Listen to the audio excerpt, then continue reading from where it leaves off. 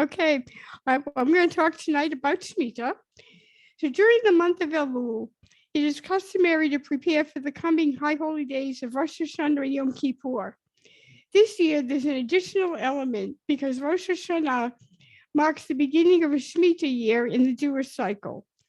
Shmita, also known as Shvi'it, marks the final year of a 7-year agricultural cycle. According to the laws of Shmita, the land in Israel should observe a Sabbath and rest every 7 years. The Torah describes many patterns of 7, starting with the 7 days of creation. God created the heavens and the earth in 6 days, and on the 7th day, he rested. We as individuals celebrate Shabbat every 7 days as a day of rest and reflection. Rosh Hashanah falls on the first day of Tishrei, the 7th month of the Jewish calendar. And this year, Rosh Hashanah also falls on the 7th day of September. In Israel, they celebrate 7 days of Pesach and Sukkot, and we count the Omer for 7 weeks before Shavuot.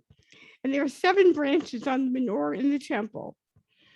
Shmita appears in the Torah in the book of Leviticus, and it says, the Lord spoke to Moses on Mount Sinai and commanded Moses to speak to the Israelite people and say to them, when you enter the land that I assign to you, the land shall observe a Sabbath. 6 years you may sow your field, and 6 years you may prune your vineyard and gather in the yield. But in the 7th year, the land shall have a Sabbath of complete rest. You shall not sow your field or prune your vineyard, but you may eat whatever the land during its Sabbath will produce. The Torah promises blessings of abundance to those who refrain from working the land during the 7th year. These blessings ensure that the 6th year in the cycle produces an abundance of food to carry them over to the 7th year. Shmita seems to be a controversial subject in Israel today.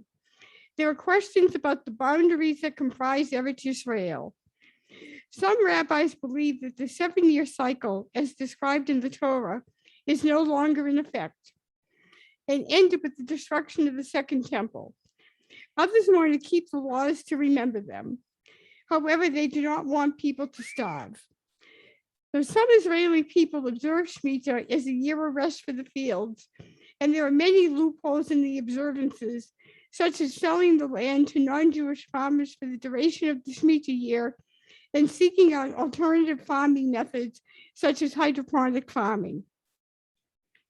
Rabbi David Fink, who teaches at Web Yeshiva, believes it's important to study the laws of Shmita even if you live outside of Israel. He believes that learning Torah is always a mitzvah. Everyone can encounter Shmita issues if they visit Israel or if they buy Israeli produce sold abroad. And he noted that this issue arises with the etrogim sold in Europe and North America for Sukkot. So the underlying principles of Shmita have broad application throughout the length and breadth of Torah. And this is seen here in the US, where there's renewed interest in the concept and teachings of Shmita that address ecological, social, spiritual, and communal issues. Organizations like the Jewish Communities of Vermont and Hazon have published lots of information on the subject. Many of our JCOG members have been participating in workshops related to Shmita and are looking for ways to apply the concepts in Israel in our local communities here in Vermont. And they will be discussing some of these at future Friday night services. Personally, I was aware of the concept of Shmita, but didn't pay much attention since I thought it only applied in Israel. As I learned more, it became apparent that we can each do something to improve our communities, preserve our land, act as stewards for the environment, and help the less fortunate. During the pandemic, I had the opportunity to help fight food insecurity by handing out lunches to children and their families. And I was also active in reaching out to seniors in our community in Massachusetts. While handing out lunches in Swampscott last summer, it was heartwarming to see how appreciative the families were. And we looked forward each week to seeing there was one father who would come by bicycle to pick up the food for his children. This experience prompted me to continue my volunteer efforts in both Massachusetts and Vermont. So this year, I sowed the seeds for my contributions that will continue into next year.